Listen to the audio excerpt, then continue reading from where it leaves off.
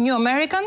New American është intervista ku një podcast, një media e cila ka intervistuar direkt zotin Berisha dhe ishte pamja e momentit kur aty ndërkohë që Real Clear Politics mos gabojmë është një lloj magazinimi informacionesh, artikuj më kryesor, të cilët kryesisht në dielin time lexohen, po themi nga pjesa konservatore politike e Shteteve të Bashkuara të Amerikës.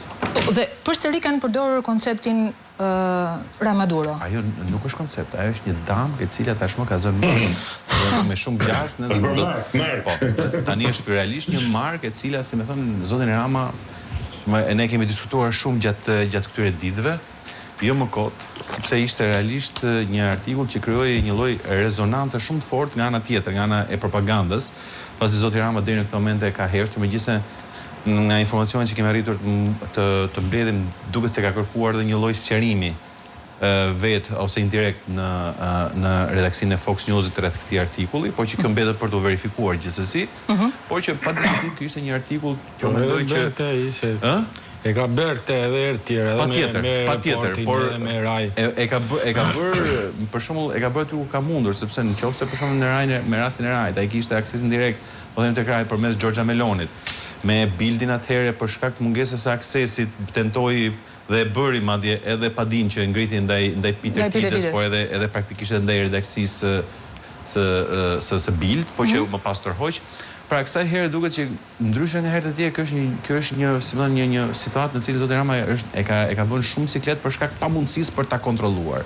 Dhe atë që nuk e bëri dot në Shtetet Bashkuara të Amerikës u mundua ta zhbojë përmes ridikulizimit, sulmeve ad hominem që i bëri drejt për drejt ambasadorit Nesho, me po e them kështu me laskarët e entourage të tij të propagandës që janë të turpshëm, madje kësaj herë shkoi edhe më përtej duke përdorur edhe media me licencë kombëtare, për cilët paguan dhe zoti Nesho taksa për ta sulmuar atë.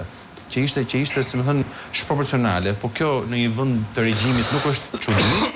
Ajo që po themi në thonjza, nëse mund ta them kështu, ngushëllon është që realisht zoti Rama ka një pikë të dobët, pra nëse këtu nuk pyet për opozit, për zgjedhje, për vote, për tjerë, ka një pikë ku po të ngulmohet dhe po të goditet zoti Rama është vulnerabël. E ka jashtë kontrolli. Dhe është jashtë kontrolli dhe është pikërisht është Amerika, medet amerikane. Në Europë duket sikur jo, shiko, dhe Dixaj dje arkitektët që erdhën këtu për festivalin e famshëm Buke Krip deklaruan që okay, ne ishim pam, por kullat kemi disa pyetje. Ishim pam edhe firmosëm, Kush pam?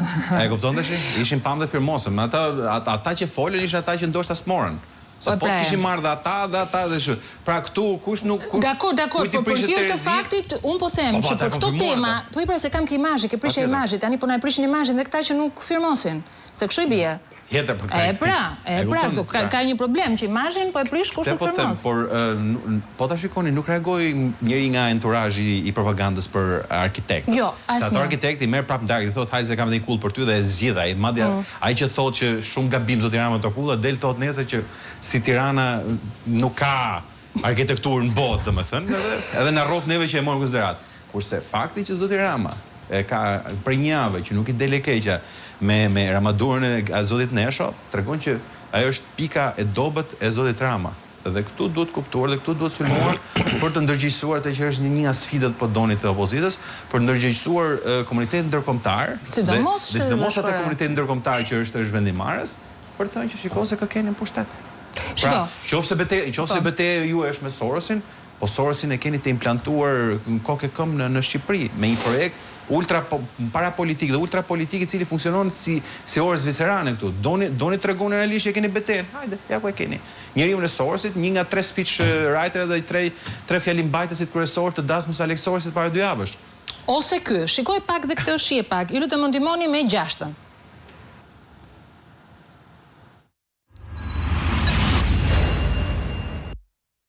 Teksa nuk bëri kur transparencë duke refuzuar edhe një komision hetimor parlamentar për udhëtimet me charter jashtë vendit, Kryeministri Edi Rama duket i pashqetësuar, duke vijuar të përdor përsëri avion personal për udhëtimet jashtë Shqipërisë. Portali Dosja.al ka siguruar një video që tregon momentin kur Kryeministri Edi Rama zbret në aeroportin e Schiphol në Hag, në një nga udhëtimet më të diskutueshme të kohëve të fundit. Video ekskluzive siguruar nga Dosja.al tregon kryeministrin shqiptar teksa del nga një avion privat i tipit Gulf Gulfstream Aerospace GIVSP me regjistrimin TC-IMR. Ky udhëtim u krye pak ditë më parë me rastin e samitit të liderëve të NATO-s, ku mori pjesë edhe presidenti i SBA-ve Donald Trump. Ajo që ngre pikpyetje nuk është pjesëmarrja në samit, por mjeti dhe kostoja e udhëtimit, 34.965 euro për një drejtim të vetëm me charter privat. Nga kërkimet, një fluturim me këtë tip avioni, një ndër më luksozët në qarkullim, kushton minimalisht 35.000 euro dhe kur rezervohet një muaj më parë.